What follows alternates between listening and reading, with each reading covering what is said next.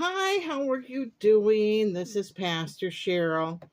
Um, I have done this over so many times, so I'm hoping that this one will work.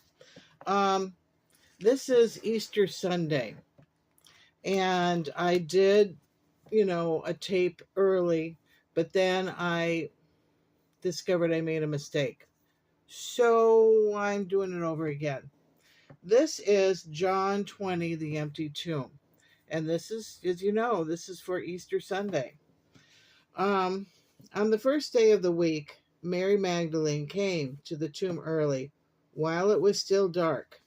She saw that the stone had been removed from the tomb. So she was running to Simon Peter and the other disciple, the one Jesus loved, and said to them, "They've taken the Lord out of the tomb, and we don't know where they have put him." At that, Peter and the other disciple went out, heading for the tomb. The two were running together, but the other disciple outran Peter and got to the tomb first. Stooping down, he saw the linen cloths lying there, but he did not go in. Then, following him, Simon Peter also came. He entered the tomb and saw the linen cloths lying there. The wrapping that had been on his head was not lying with the linen cloths, but was folded up in a separate place by itself. The other disciple, who had reached the tomb first, then also went in, saw, and believed, for they did not understand the scripture that he must rise from the dead. Then the disciples returned to the place where they were staying. Apparently, they didn't understand, that he must rise from the dead. And some of that is in the Old Testament. First of all, what gives us the great hope is that we also will rise from the dead. When the rapture happens or the second coming happens, the ones sleeping in the ground will rise up and meet with Christ in the air. And then those persons will come back and reclaim their bodies and go back with Christ. And so anyway, this is supposed to happen with either the rapture or the second coming.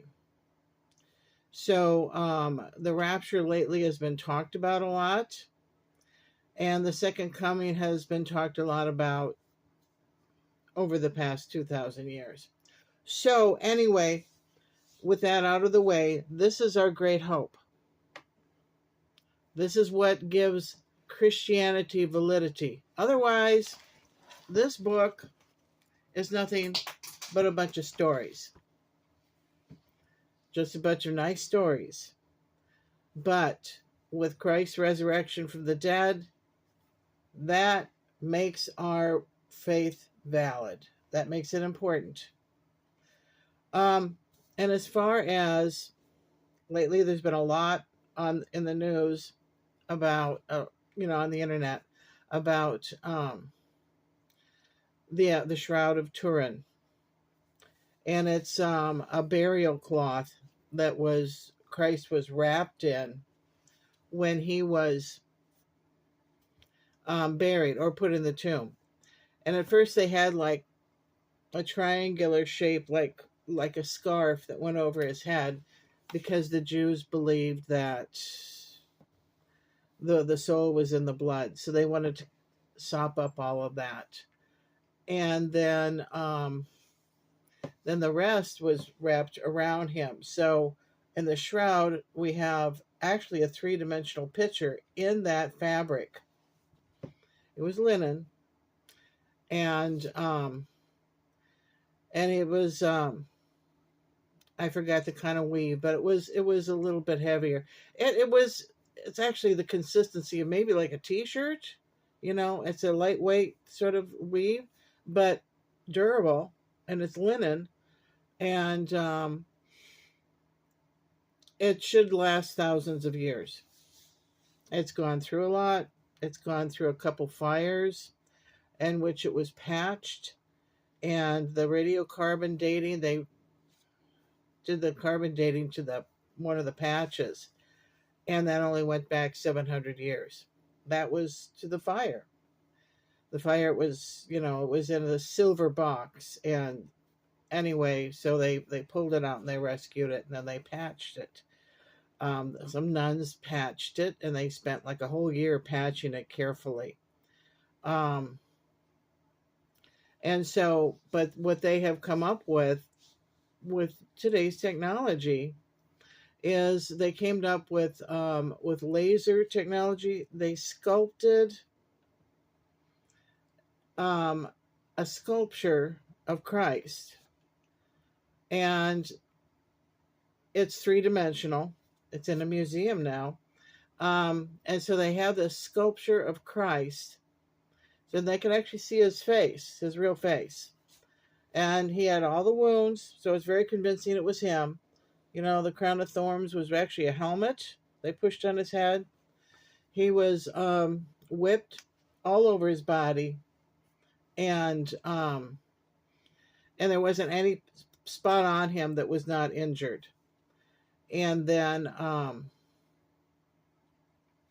the piercing of the side, it's there, and the cloth also. So it's very convincing. It's very convincing that was Christ's burial cloth. And it kind of traveled around Europe for a while and ended up in this church in Turin, Italy. So anyway, it lets us know what Christ did for us on that cross, what he did for us. There is a 3-dimensional picture. They came up with a very convincing AI face picture of what Jesus really did look like. And it's certainly the 3-dimensional sculpture. And he was in rigor mortis, but there's a lot more in that cloth that they haven't found yet. Movement. There's some movement there. And so they're exploring that now. Like a twitch of a finger or something moved, hands were moving. So the cloth is a record of him coming back to life. And in the future, watch that, because they will figure it out. They will figure it out. It's a recording of him resurrecting. And so anyway, I thought I would add that. And so far, that's our great hope, is to resurrect. And because Jesus did. And it was promised to us as well. So anyway, that corrects the video I made a couple days ago. Okay. I try to make a video a day. And so, but anyway, thank you for listening. Give me a thumbs up, ring the little bell, and we'll just keep this channel going. I'll see ya. Bye-bye.